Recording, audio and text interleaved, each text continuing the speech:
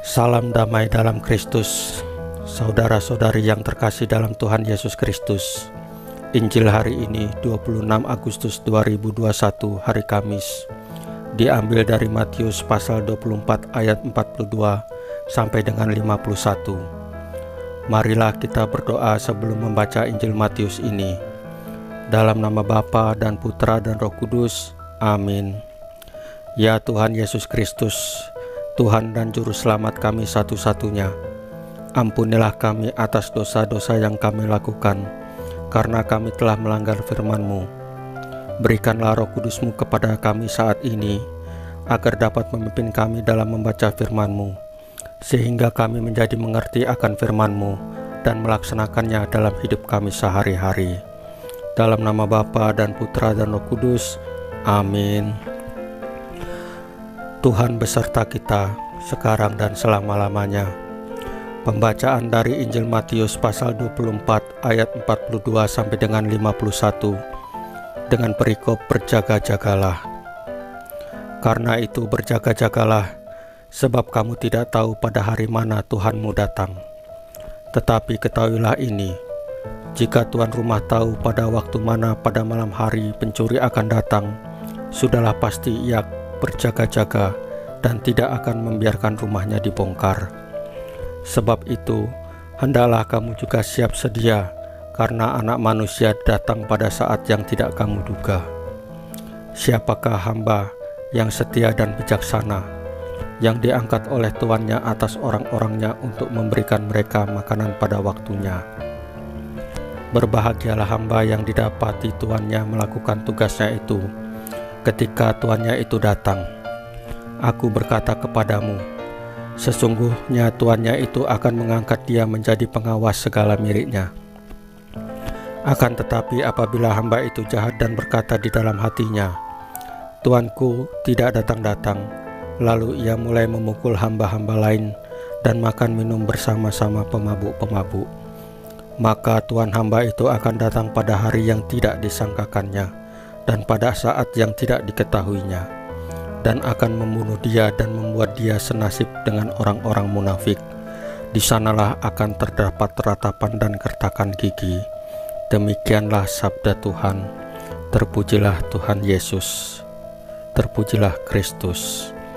Saudara-saudara yang terkasih dalam Tuhan Yesus Kristus, makna daripada bacaan pada hari ini adalah kita diminta oleh Tuhan Yesus untuk selalu berdoa kepadanya, memohon Roh Kudus-Nya agar memimpin kita dalam hidup sehari-hari kepada firman-Nya, kepada Tuhan Yesus. Karena saudara-saudara, di dalam Alkitab dijelaskan juga bahwa satu langkah adalah maut.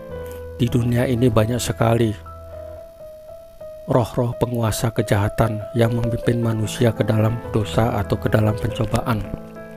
Oleh sebab itu, Tuhan Yesus mengingatkan kepada kita agar kita selamat menuju ke rumah Bapa. Kita harus mengikuti selama perjalanan hidup kita, melaksanakan segala firman Tuhan Yesus, selalu berdoa kepada Tuhan Yesus, memuji, memuliakan namanya sebagai Tuhan dan Juru Selamat satu-satunya, tidak ada yang lain. Memohon pimpinan Roh Kudus-Nya untuk memimpin kita dalam kehidupan kita sehari-hari. Karena banyak sekali pencobaan saudara-saudara yang ada di dalam dunia ini. Pada saat kita senang, kita lupa untuk mengucap syukur dan berdoa kepada Tuhan, sehingga kita lebih mengutamakan hidup duniawi, kesenangan duniawi, ego pribadi kita, sehingga kita melupakan Tuhan Yesus.